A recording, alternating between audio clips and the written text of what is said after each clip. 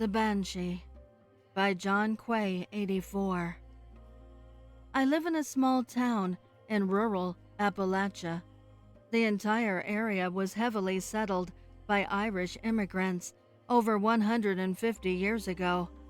They brought along their traditions, superstitions, and folklore, and well, a few other things followed along as well. As a child, me and my neighbor boy Mike used to go down and play in the creek together. It was our favorite pastime. We would catch minnows and crawdads, build little dams with rocks and mud, and swim in some of the deeper pools. We used to spend every summer like this. That is, until the summer we both turned 12. It was a hot June day, and we had been swimming in a deep pool that lies a couple miles downstream from our houses. When it turned evening time, we started the long walk back. We were deep in conversation when we came around a bend in the creek, and sitting there on a boulder beside the water was a small, beautiful woman. She was wearing an emerald green dress covered by a gray cloak. Her hair was incredibly long, and she was brushing it with a silver brush. We both froze and stared.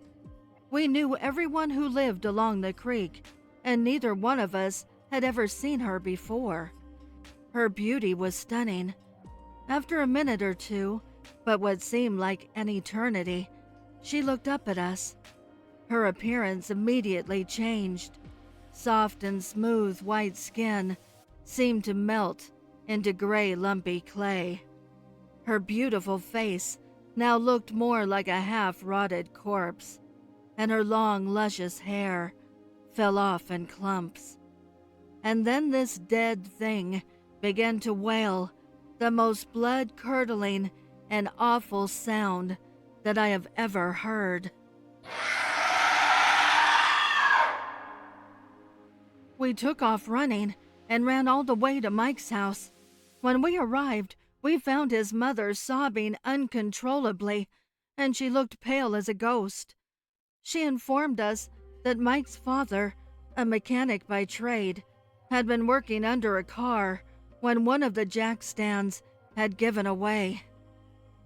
His head was crushed, and he died instantly. Mike and his mother moved away a few months after that. I haven't seen him or talked to him since then, though I often think back on this day. Mike's family name was O'Brien, and mine is O'Neill. As an adult, I've started doing a lot of research on my Irish family heritage, and I happened to come across old legends of the Banshee. It is said that each of the original families of Ireland had their own Banshee, a form of the Fae that would herald the death of a family member with her awful wailing or keening. And then yesterday, as I sat on my back porch, sipping on my whiskey, I heard the most blood-curdling and awful sound that I've heard once before.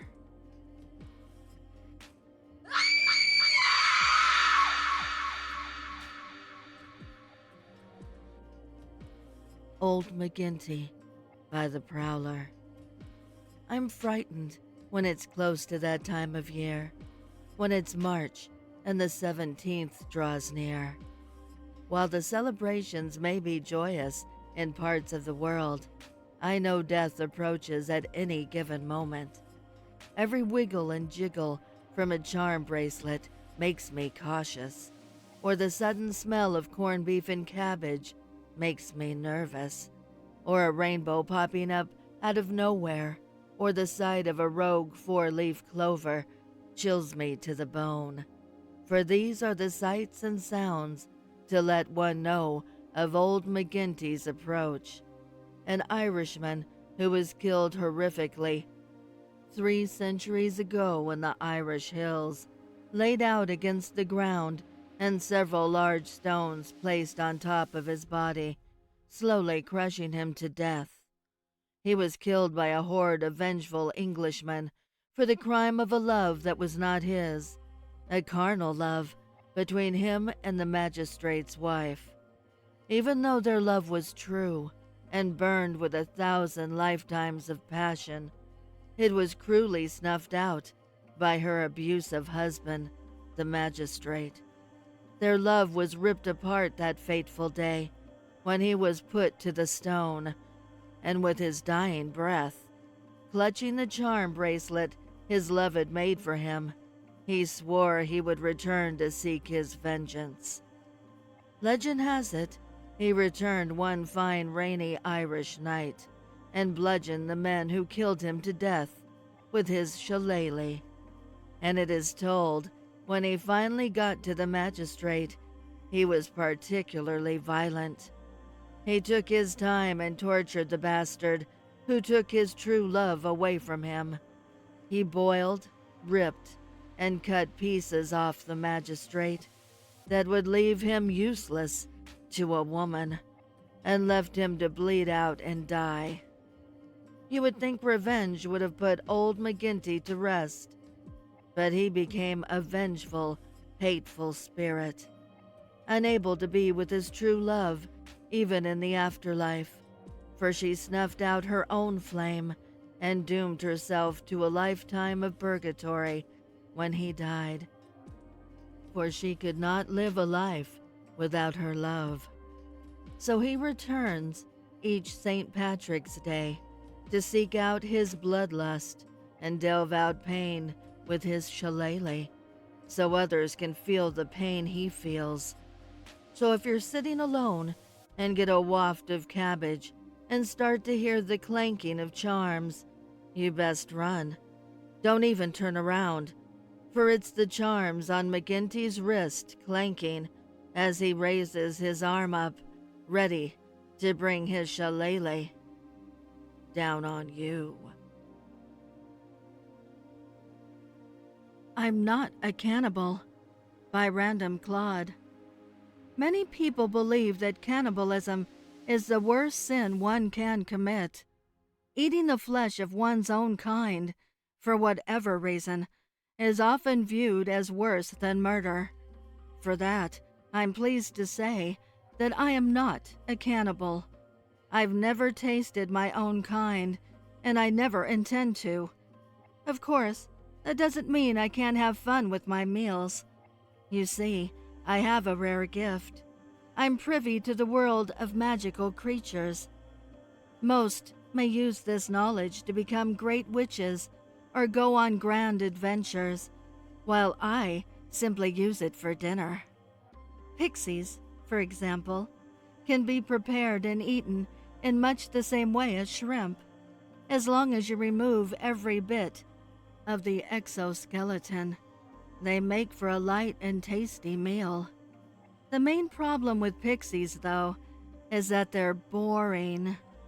About as intelligent as lizards, they put up no fight, but biting and wriggling like any wild animal. This is why I much prefer bee fairies.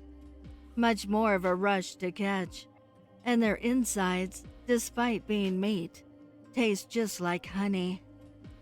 In the winter, or when I'm looking for something more filling, silky meat is my go-to.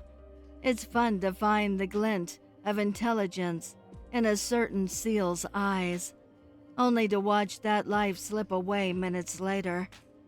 The meat itself is deep red, slightly fishy tasting, and rich with fat.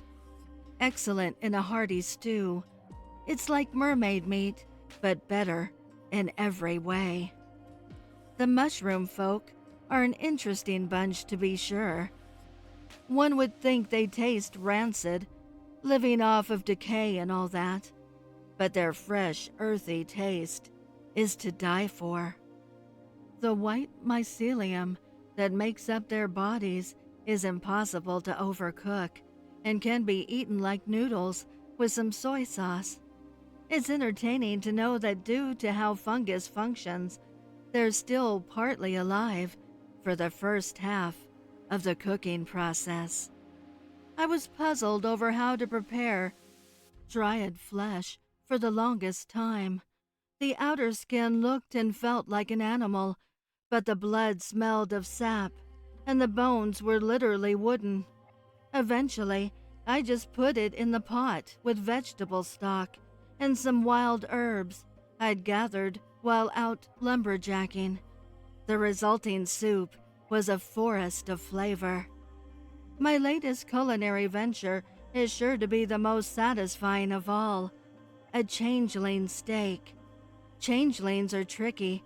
They can look like humans, talk like humans, even think like humans, but they provide lovely red meat with plenty of marbled fat and a slight floral aroma when cooking.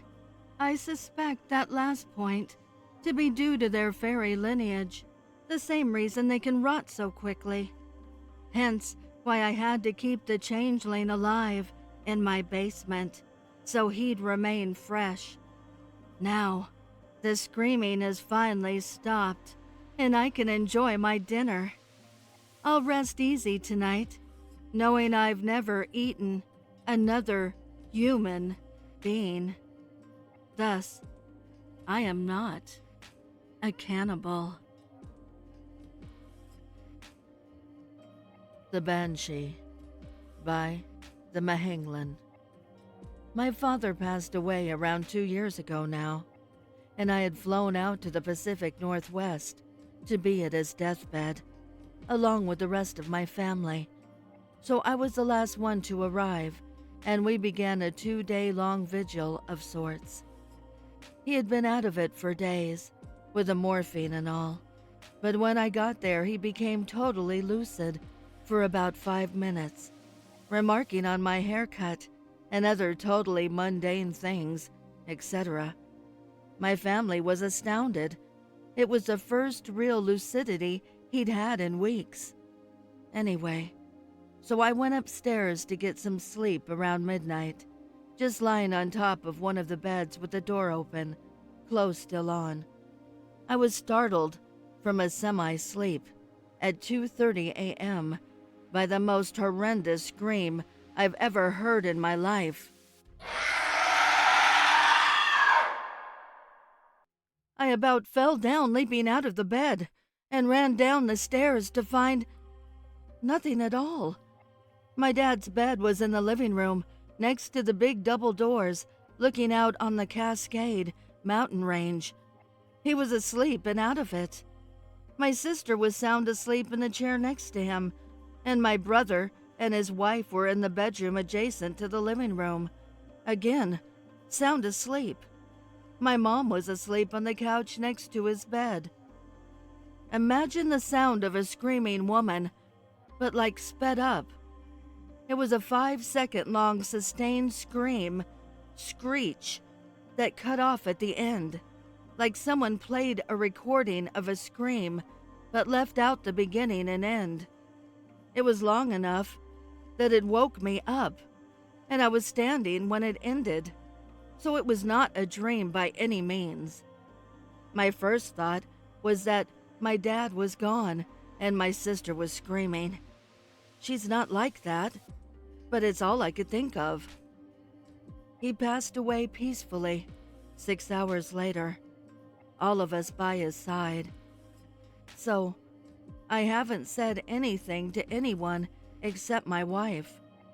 It wasn't until months later that I was reading an article about the Banshee, and I instantly knew that's what it was.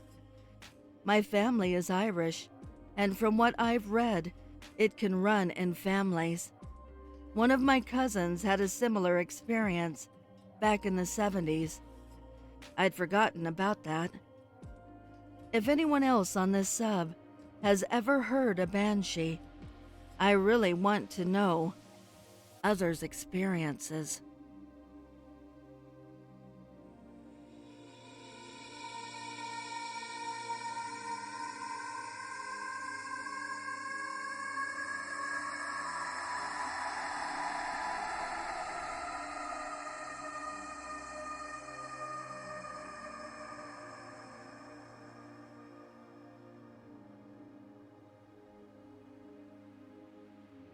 Paranormal Encounter at Cooneen, Ireland by Psymanbee. I'm a part of a paranormal team in Northern Ireland called Northwest Paranormal Research. We visit haunted locations all over the island of Ireland, but this one is probably the worst of all. We parked the cars about 500 feet from the actual house, walked up a bit of the road, then up the lane, where at the time we all lined with a dense forest. We go inside the rundown old cottage. No power or anything here. We set up our gear. A locked-off camera and a microphone in each of the 3 rooms. We settle down in the center room, where the open fireplace is. I have my laptop running, recording from all the microphones. So we settle down and do some EVPs.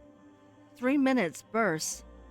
In a few, we get what we think are replays, but on amplifying it, sounds like animals around the house.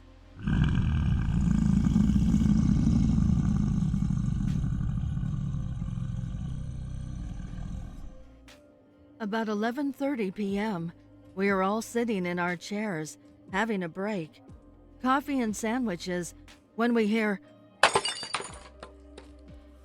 a loud noise, this from the room beside us. We all jump up and run in.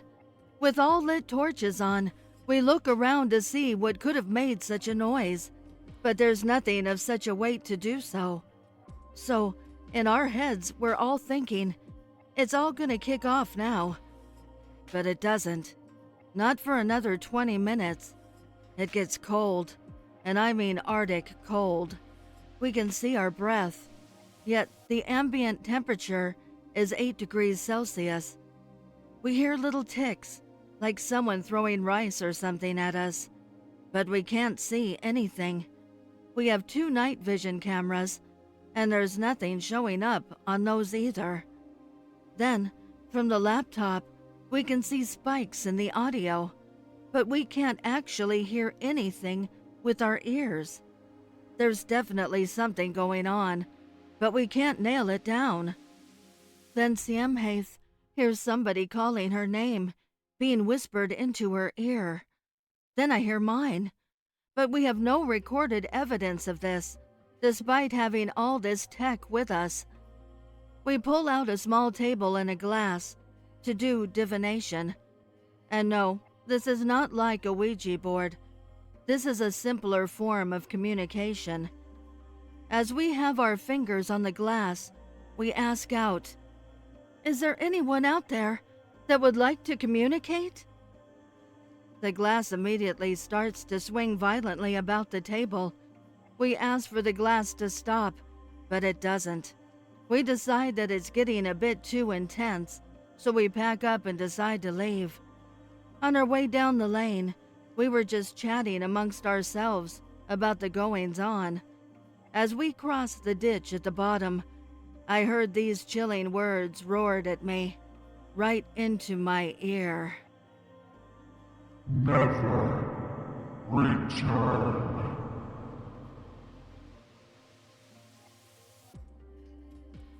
We haven't been back since. Other people have, and have experienced bad things, but we will never return. What Made Me Believe by Vortexol. I was always intrigued by the concept of the supernatural, although I was always extremely skeptical about the whole thing. So naturally, I wanted to see for myself if anything would happen like you see in those shows and YouTube channels. I gathered a few friends and we began exploring haunted places around Ireland. We visited, I believe, 7 or 8 different locations. Some weird things happened, but nothing conclusive, until we went to Folklore House. I grabbed my cousin and his girlfriend, and we set off to a well-known haunted location in Ireland, Folklore House. When we got there, it wasn't on the side of a road like a normal building. It was miles down an old, overgrown road that isn't used anymore. After driving for a while down this road, we came to the entrance, which is even more overgrown, and another long walk to the mansion. Getting through it was tough, as the pathway to the place was mostly blocked by bushes and overgrown vines. Anyway, we got there, and the place didn't seem too bad. Although the look of the old building was spooky, I didn't believe it was haunted. We walked through the old mansion and the other smaller buildings that surrounded it. We ended up out at the back end of the house, which was surrounded by forest. We began joking and having fun until we started hearing noises in the trees.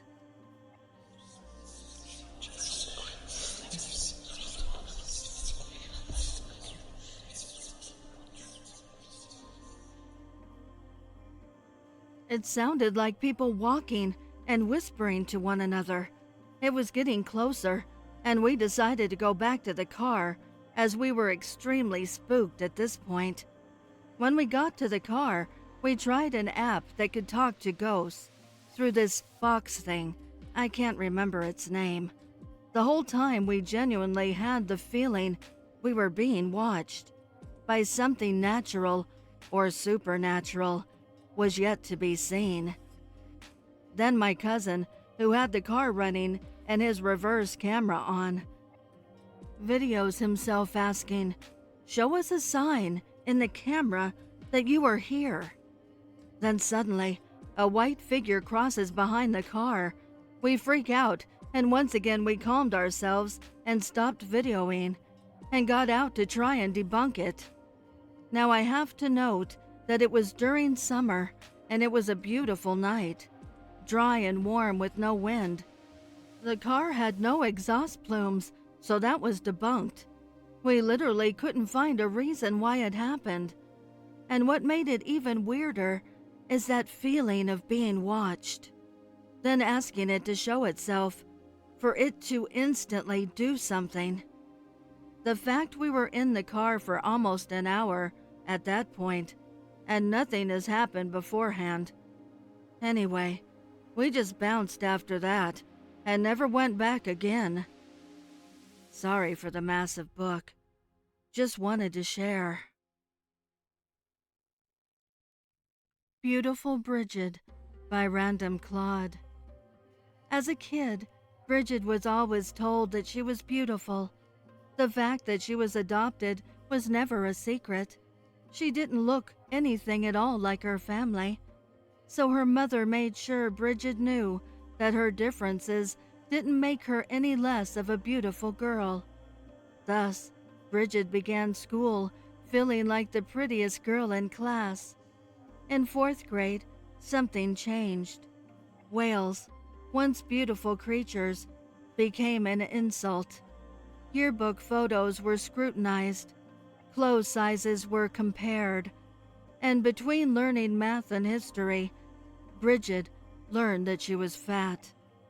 Furthermore, she learned that fat meant ugly. Her arms and thighs and belly made her less than the other girls, less smart, less strong, less beautiful. Brigid's mother insisted that there was nothing wrong, that Brigid was supposed to look the way she did. But Brigid thought otherwise. She was supposed to be beautiful. Thus, she had to lose weight. So she ran laps at recess instead of playing with the others and ate only the soggy salad from her lunch tray. Soon after, puberty came in all its suddenness, spattering her face with freckles and sending her growing like a weed. It also tried, frustratingly, to wrap her body in fat. She worked twice as hard after that, only ever eating to appease her mother. Her efforts were not in vain, because at 13, Brigid could now wear clothes that she was too big for at 10. Her classmates commented on how much better she looked, and speculated that she would be the prettiest freshman when they started high school next year. Finally, Brigid was beautiful again. As her 14th birthday approached, however, Brigid's thoughts turned away from school. The sea, the sea, the sea. A part of her called out, even more ancient than the part that now constantly cried for food. She told her family that it was time, and she would be back soon. Her mother protested, asking her to stay just a little longer, but Brigid was already out the door. As she walked to the beach on that frosty January morning, Brigid imagined how elegant she'd look in the water. When she got to the end of the pier, however, she paused. There was a gust of wind, and for the first time that she could remember, she felt deeply cold. She wrapped her coat tighter and stepped off the edge. As she fell, she pulled it fully around herself and hit the water as a seal. Instantly, Brigid knew something was wrong. She yelped. She tried to swim but couldn't. The cold enveloped her. It was colder than she had ever imagined cold could be. Screaming bubbles into dark water and desperately moving her flippers, she sank. Brigid realized her grave mistake just before she blacked out. Hours later, Brigid's body washed ashore, her spirit long gone, leaving behind a skeletal form that even scavenging gulls avoided. Nobody had ever seen a skinnier seal, and the sight was anything but beautiful. Local Devil Blues, author unknown. Castlewell in Northern Ireland, deep in the woodlands of the Forest Park, it is said on the first new moon of every month, the devil sits alone upon a stump of a tree, playing the blues on his harmonica. It is said on this night, the devil is lonely and awaits plays for someone to grace him with their company. If someone is to come across him and return for your company and a musical duet, the devil will grant you anything your heart thoroughly desires. It's said that this is the only time it is possible to make a deal with Satan without the exchange of your soul for eternal damnation.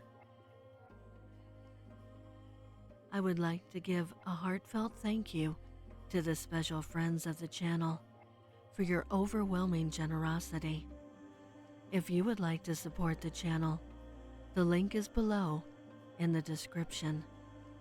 Also, please send me your stories and poems to duchessofdarkness27@gmail.com.